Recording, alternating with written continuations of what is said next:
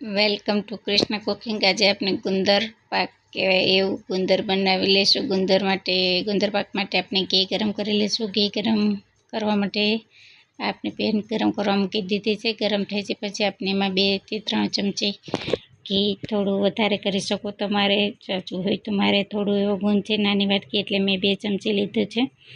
ગુંદ માટે આટલો ઘી બરાબર છે। એટલે ઘી ગરમ થઈ જાય પછી આપણે એને નીચે લઈ લઈશું। ઠંડુ થાય થોડો એવો એટલે તેમાં આપણે થોડો ગોળ મિક્સ કરી દઈશું। 2 થી 3 ચમચી મેં ગોળ લીધો છે। ગોળને અને ઘીને બંનેને મિક્સ કરી દઈશું સરસ, એકદમ પ્રોપર મિક્સ ન થાય ત્યાં સુધી અને મિક્સ કરી લેવાનો છે।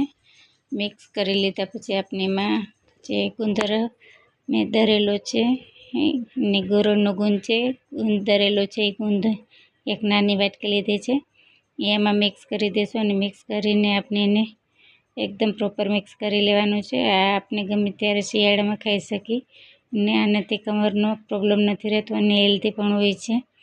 ઘી ગોળ તમારી રીતે તમે મિક્સ કરી શકો છો। આમાં ગોળ, ઘી અને ગુંદને ત્રણેયને મિક્સ કરી અને આપણે એક બાજુ રાખી દઈશું અને બીજી બાજુ આપણે જે કાજુ, બદામ, પિસ્તા અને ક્રશ કરેલા છે એ નાખશું અને એક કાટલું પાવડર મેં નાખ્યું છે, વસાણું કે એની જગ્યાએ સૂંઠનો પાવડર પણ આપણે નાખી શકીએ।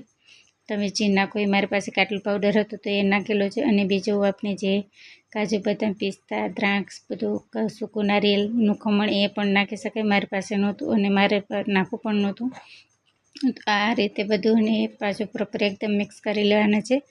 ગોળના ગાંઠા ન રહે અને ગોળ કાચો હોય છે તો મજા આવે છે ખાવાનું અને આ શિયાળામાં તો ખાવો જ જોઈએ, એટલે કમરના પ્રોબ્લેમ ન રહે અને શરીર માટે પણ સારો હેલ્ધી એવો છે।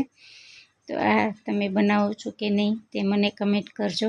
તમે કેવી રીતે બનાવો છો? આ રીતે બનાવો છો કે અલગથી જે લોટમાં શેકીને કરો છો એ? હું આ રીતે કરું છું દર શિયાળે। આ સિઝનમાં હું ખાવ જ છું એટલે તમારી સાથે પણ મેં આ શેર કર્યો છે। તમે પણ બનાવી અને આસાનીથી ખાઈ શકો। ઓલું શેકવામાં ખબર નથી પડતી હોતી કેટલું ક્યારે શેકવો, કેટલું ઘી જોઈએ, આમાં કોઈ માપ હોતું નથી। તમે તમારી રીતે થોડું વધારે કરી શકો છો અને થોડા ઘીમાં પણ બની શકે છે। ઘીને ગરમ ન કરો તો ઠંડુ કરીને પણ ચાલે છે, એટલે આ રીતે પણ કરે આપણે આસાનીથી એકદમ।